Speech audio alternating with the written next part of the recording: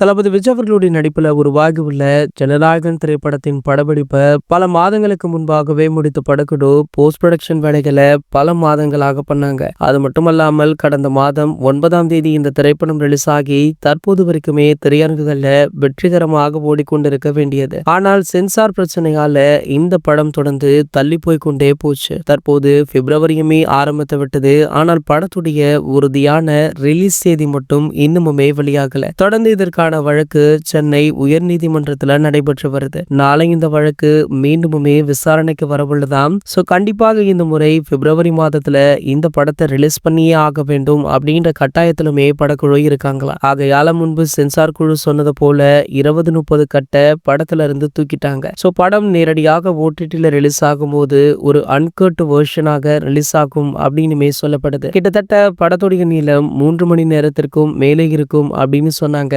ஆகையால தற்போது அனைத்து கட்களுமே முடிந்த பிறகு கிட்டத்தட்ட 2.5 மணி நேரம் தான் படம் வருதா. இது ஒரு பக்கம் ரசிகர்களுக்கு சோகமான செய்தியாக இருந்தாலுமே படம் ரிலீஸ் ஆகுது, அதுவே எங்களுக்கு சந்தோஷம் அப்படின்னு சொல்லி ரசிகர்கள் தொடர்ந்து சோசியல் மீடியாக்கள்ல கமெண்ட் பண்ணிட்டுமே இருக்காங்க. படத்துடைய அதிகாரப்பூர்வ ரிலீஸ் வர பிப்ரவரி 14 இருக்கலாம் அப்படின்னு ஒரு டாக் இருக்கு. இதற்கான அதிகாரப்பூர்வ அறிவிப்பு ஒரு ப்ரோமோ வடிவில் வெளியாக இருக்கா. 1 அல்லது 2 நாட்கள்ல இந்த ப்ரோமோ வெளியாகும் அப்படின்னு எதிர்பார்க்கலாம். இது போன்ற செய்திகளை பத்தி நீங்க உடனே தெரிஞ்சுக்க நம்ம சேனலை மறக்காம சப்ஸ்கிரைப் பண்ணிக்கோங்க.